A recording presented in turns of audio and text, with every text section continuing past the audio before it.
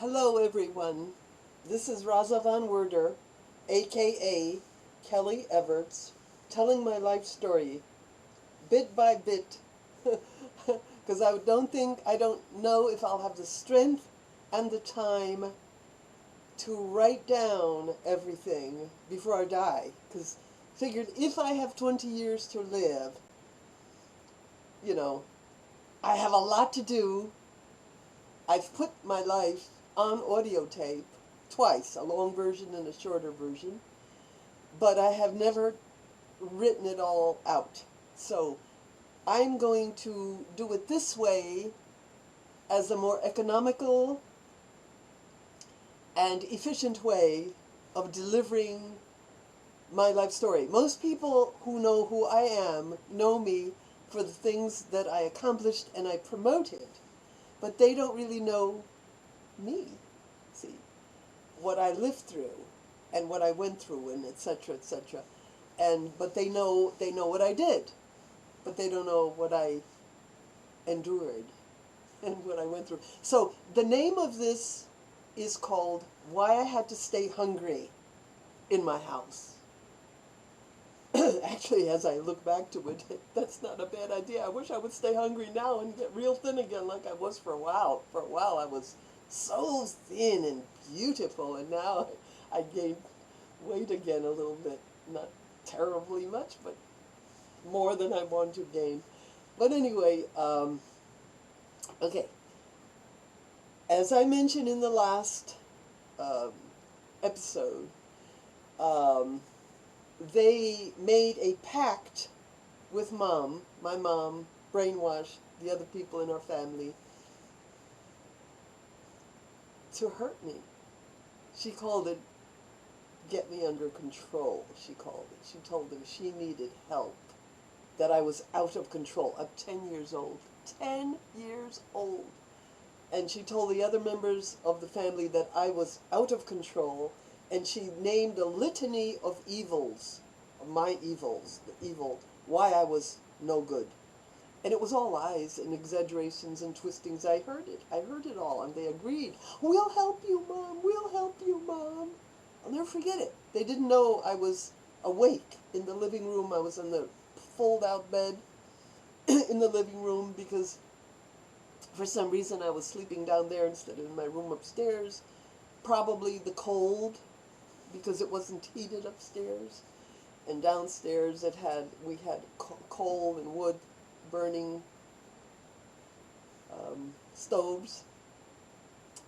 And they were in the kitchen, and I could hear them as clearly as I hear myself speaking now.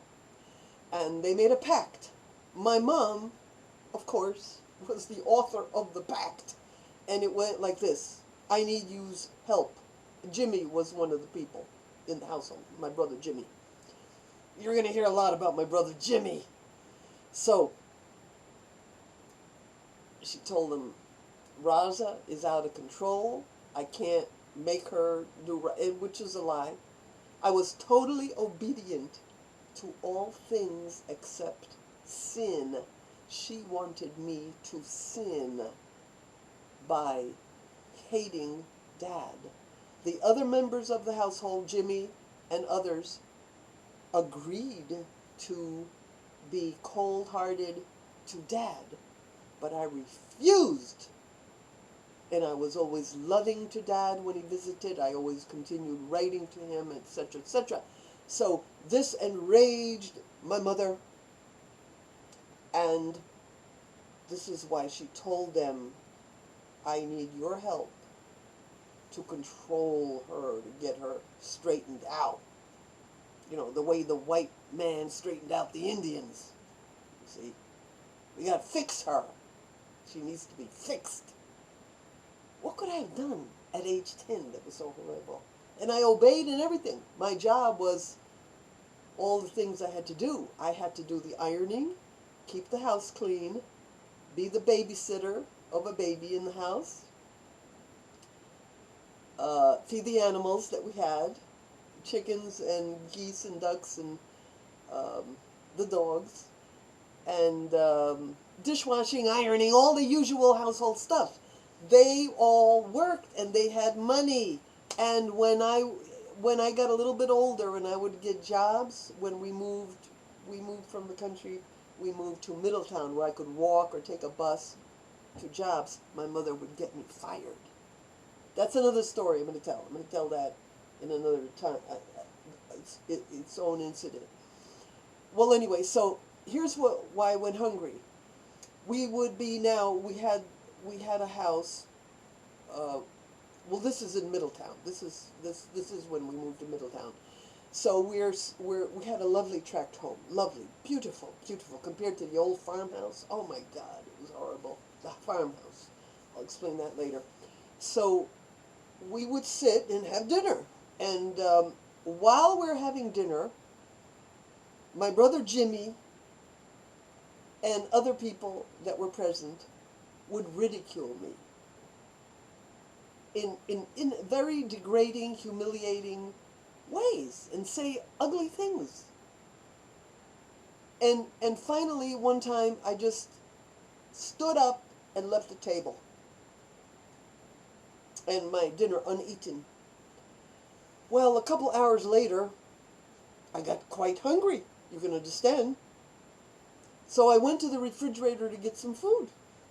Well, my mom saw me, and she said, if you do not sit at the table and eat with us, you don't eat. So I didn't eat.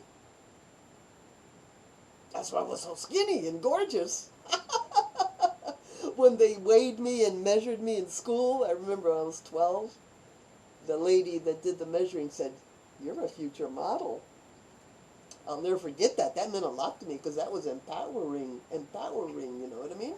But they were all disempowering me at home, this lady, by saying that. You says little statements to a child mean a lot. So anyway, I did not eat. When my mother was home. Did not eat. Well, when she wasn't home, of course. I grabbed some food and ate it. And I do remember one time I went to the refrigerator. This is a different incident. And I just noticed a steak, a big steak. I just looked at it. I was just, it's there. So I'm looking at it. She goes, "Don't you touch that. That's your brother's." I didn't want it anyway. I just looked at it, man. I didn't take it. I didn't touch it. I just looked at it. So my brother got steak. I got to starve.